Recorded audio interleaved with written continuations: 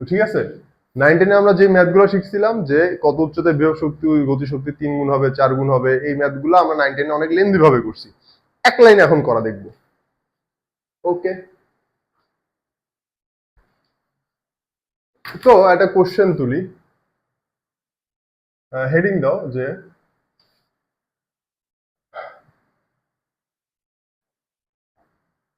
আচ্ছা কোশ্চেন তুলি ডাইরেক্ট। কোশ্চেনটা হচ্ছে যে একটা বস্তুকে ভূমি থেকে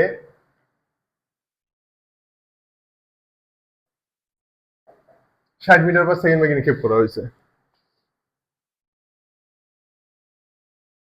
দিয়া বলা হচ্ছে যে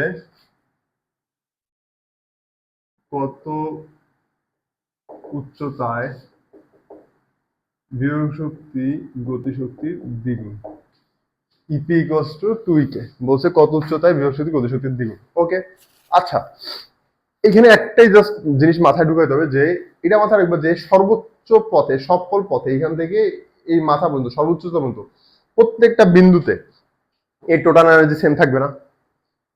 সর্বোচ্চ উচ্চতায় যে টোটাল এনার্জি এটা কি এইখানকার টোটাল এনার্জি সমান, তাহলে আমি বলতে পারি টোটাল এনার্জি কত,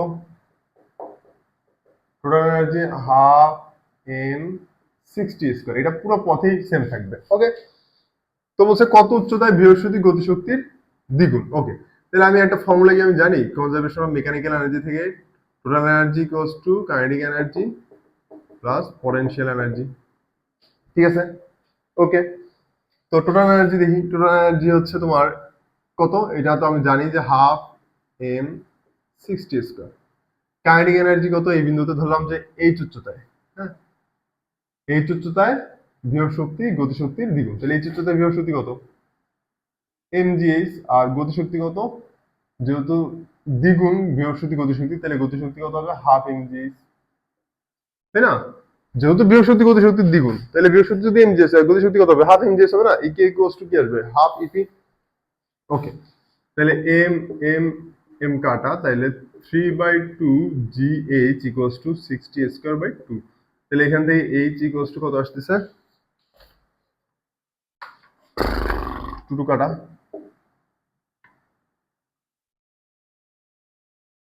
60 স্কয়ার/3/9.8 122.44 মিটার।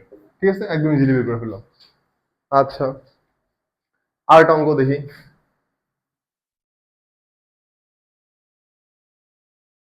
বলা হচ্ছে একটা বস্তু ভূমি থেকে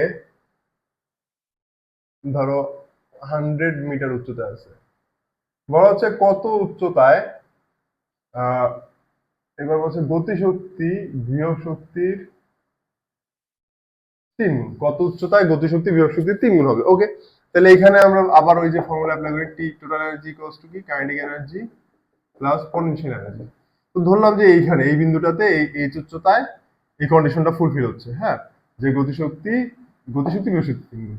ওকে, তাহলে এই বিন্দুতে টোটাল এনার্জি কত, এখানে যে এনার্জিটা ছিল এখানে যে এনার্জিটা ছিল ওইটাতে এই বিন্দুর এনার্জি টোটাল এনার্জি, এখানে টোটাল এনার্জি আর এখানে টোটাল এনার্জি সেম, এখানে টোটাল এনার্জি কত ছিল mg ইনটু 100, তাই না, mg গুণন 100, এটাই এই বিন্দুতে। আচ্ছা এখন তাহলে এই বিন্দুতে বিভব শক্তি কত, বিভব শক্তি কত mg ইনটু h, আর গতিশক্তি এই বিন্দুতে গতিশক্তি হচ্ছে বিভব শক্তির 3 গুণ, তাহলে কত হবে 3mg into h, mg mg mg বাদ, তাহলে 100 ইকুয়ালস টু কত 4h, h equals to 25 metre.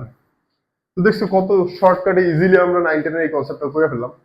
9-10 আমরা কত মানে লেন্দি ভাবে শিখছি, আশা করি 9-10 এর কনসেপ্টটা তোমাদের এখনো মাথায় আছে, বাট এখন থেকে এই ধরনের অঙ্ক আসলে এইভাবে করবো, আর এই অঙ্কগুলো এখন এমসিকিউতেই আসে, সো টাইম নষ্ট করার কোনো দরকার নেই, আর এটা একদম ভালো একটা মেথড। হ্যাঁ, ওকে, তো আজকে আমাদের গতিশক্তি বিভব শক্তির লেকচার এই পর্যন্তই। এই লেকচারগুলো খুব ভালো করে দেখবা আর নোট করবা, হ্যাঁ এইভাবে তোমার লেকচারগুলো আসলে কোনো জায়গায় পড়ানো হয় না, তো আশা করি তোমরা ভালোভাবে বুঝছো। আল্লাহ হাফিজ।